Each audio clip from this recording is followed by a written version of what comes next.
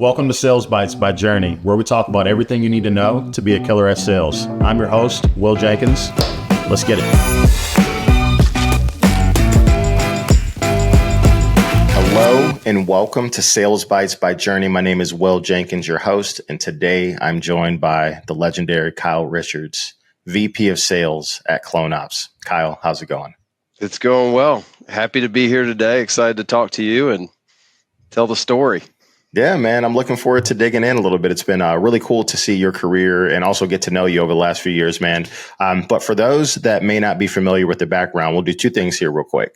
Fun fact, and then a 10,000 foot overview of your background. And then we'll dive into our sales bites. Yeah. So fun fact being, I don't have many fun facts. I think it's unique, but I mean, I would say that probably I'm addicted to sour candy. I've got a sweet tooth that was I grew up eating a lot of sweets and everything like that. And anyone that knows me, I'm a candy fanatic, and I just think that's probably the funny thing about me. So, Dude, I'll make sure to keep the Sour Patch Kids away from you the next conference. That's actually my favorite. Nice. Yeah, that's awesome. I'll go through a whole bag of those in one sitting there too. So we try to keep candy out the house, but it's very hard. Ah, man, fair enough, dude. Well, I'll make sure to keep you safe when I see you. So I'm familiar with the background, man, but would you mind giving me like a pass over of what you've been up to before you got to CloneOps, just to familiarize ourselves a little bit with what you've been doing from a sales capacity?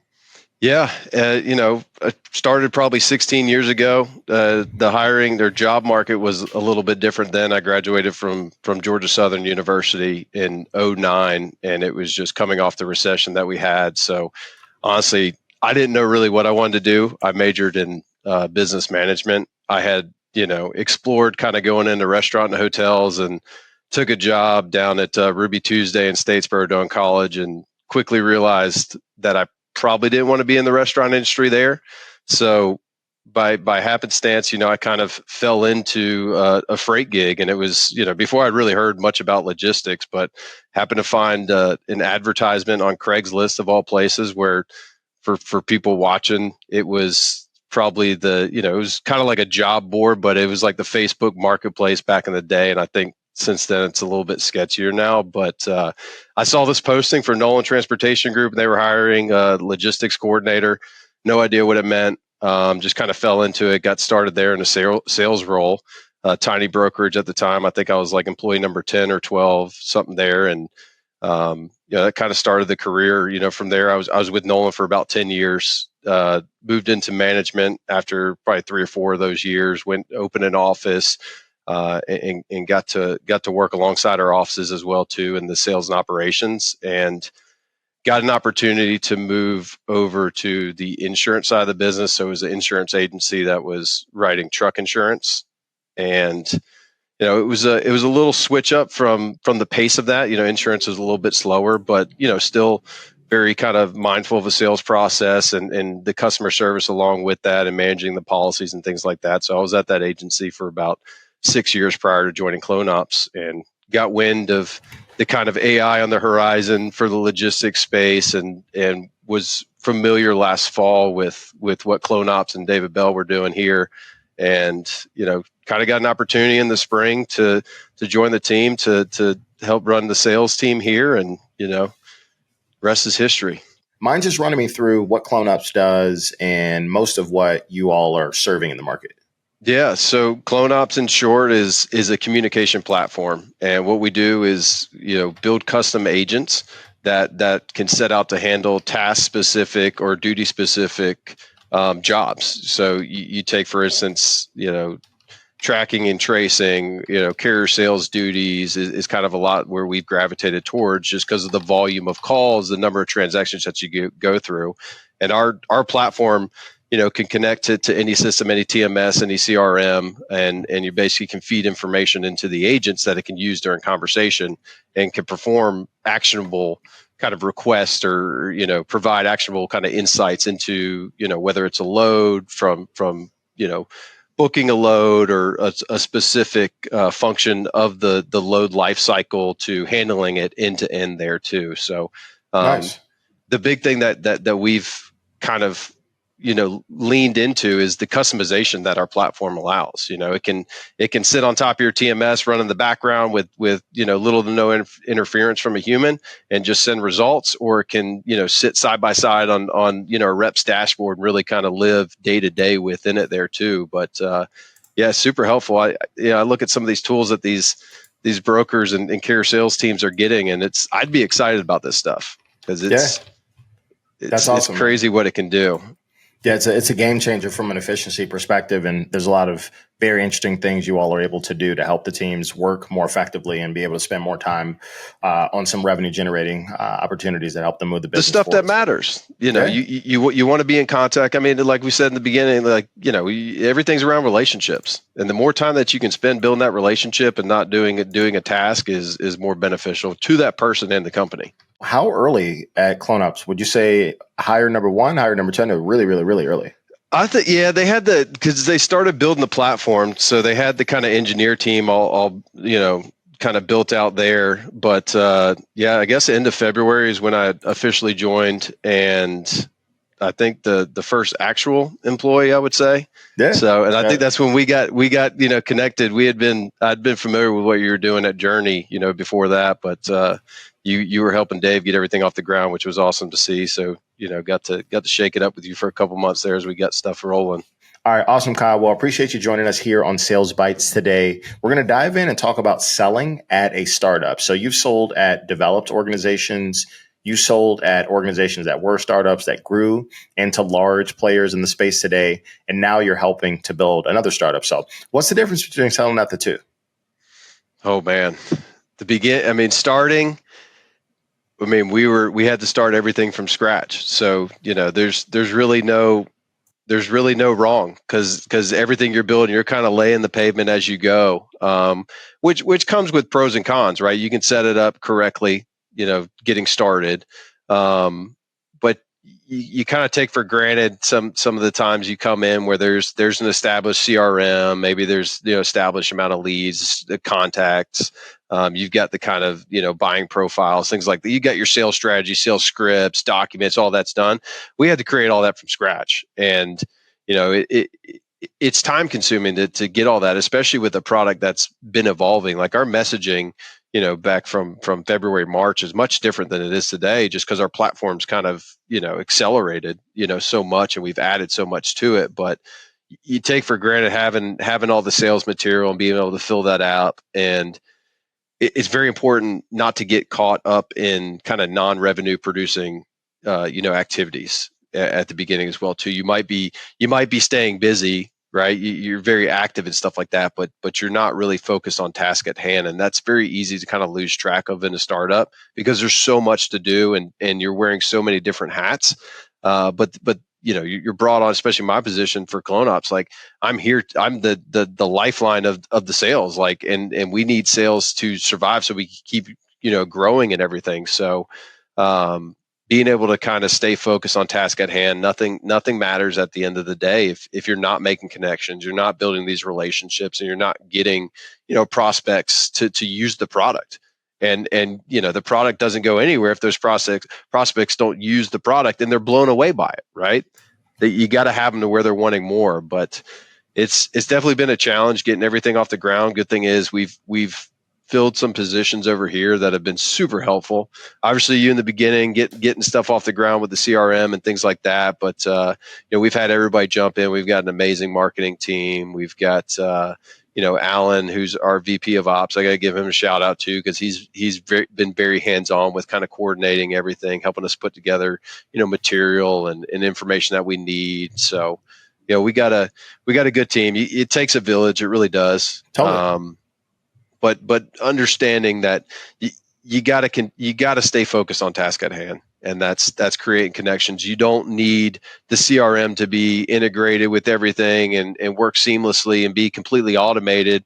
It still comes down to the conversations that you're having with people, making sure that you're staying focused on activity that actually matters.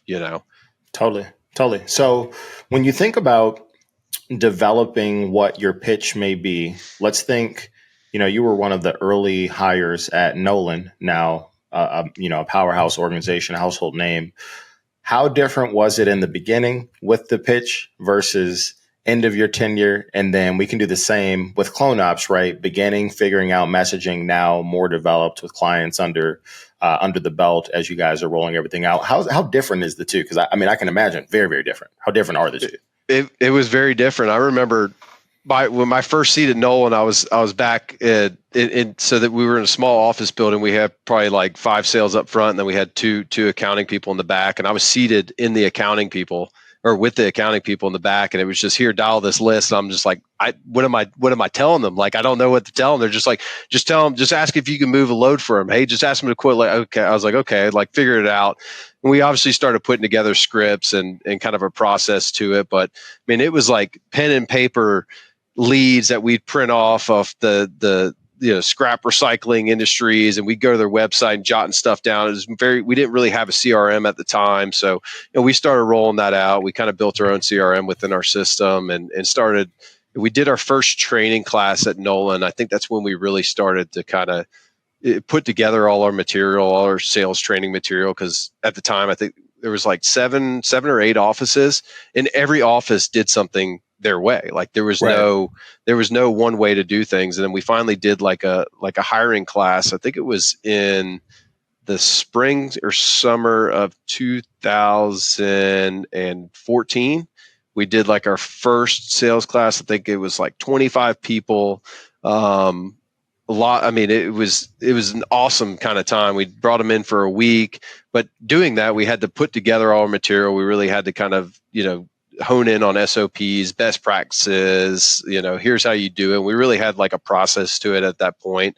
And, every year it got better. So each time we started doing those hiring classes, we would upgrade, the material that we had, refine the kind of workflows, processes that we had. And so I'm sure what I'm hearing is scrappy in the beginning, refined and got better with time. And the reason why I mention that is sometimes I think it's hard to see the forest for the trees. It's really, really, really hard in the beginning.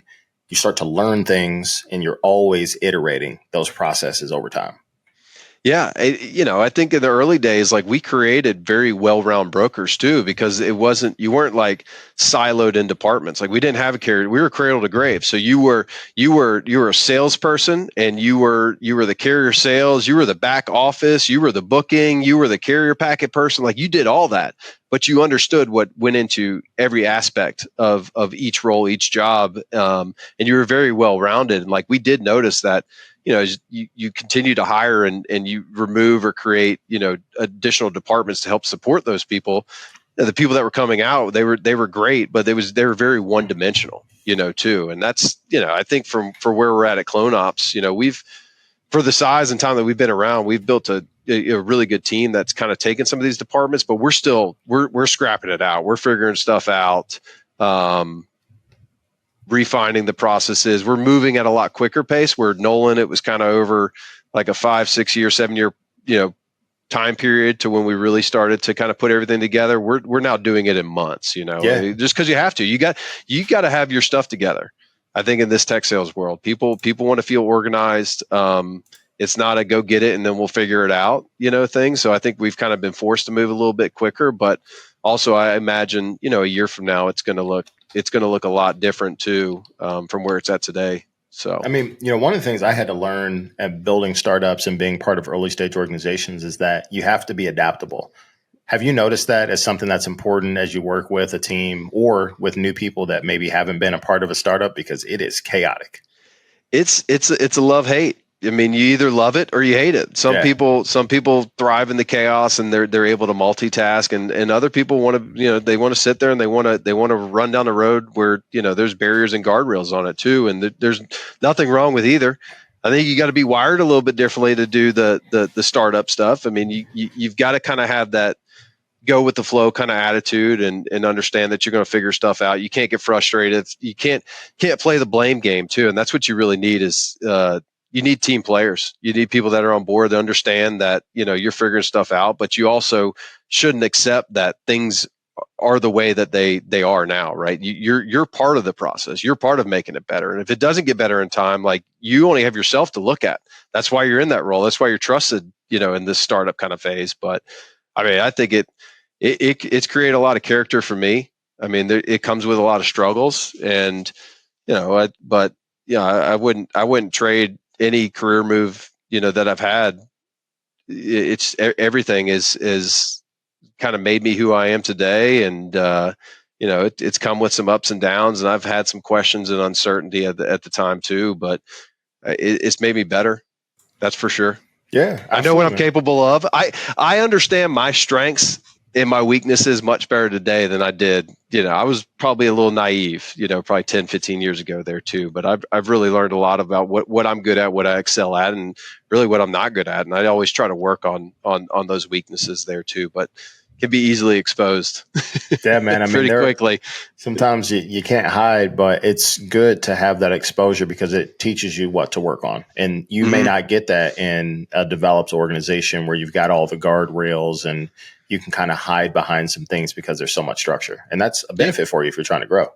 You've got the support. I think it's, any startup, you got to be around either, whether it's one leader or, two leaders, you got a leadership of that startup. Like they've got to be kind of mentor level there too. And that's what I've been blessed with everywhere I've went. I've been able to work under some great people, work alongside some great people.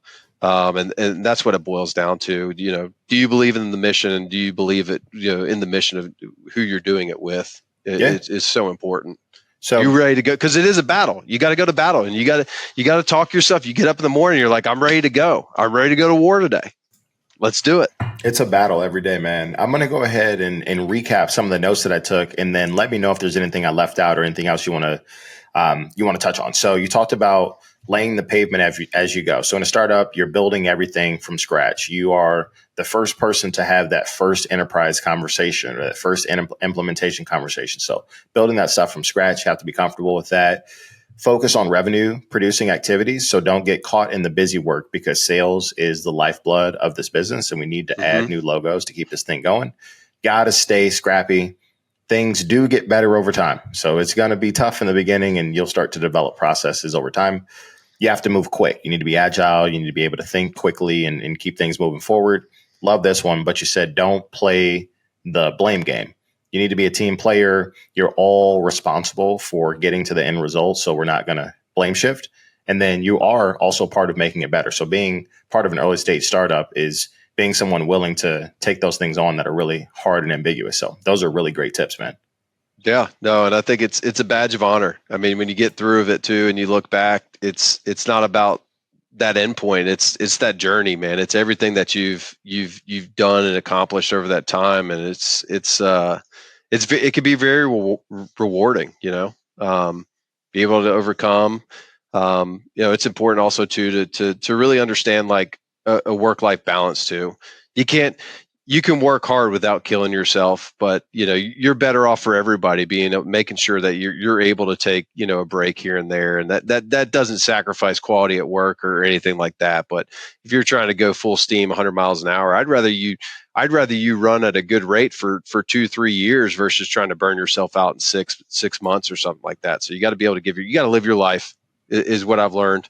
I've been stuck in some places where you're working 12-hour days, and that stuff, it's just not sustainable. And sometimes you got to do what's needed. Yeah. But you got to get better. It can't always be like that. And that's where you got to be. You got to work hard. You got to put in the time. You got to put in the hours. You got to be understanding that if you are entering a startup, you're going to be putting in those hours. That's what you have to do. Right. But it's not going to be like that 10 years from now. Can't. Or else you'll never be out of startup phase. Exactly. Man, Kyle, these have been really, really helpful sales tips. I really appreciate you spending some time here jamming with us today. Thank you very much. Absolutely. Thanks for having me. Of course.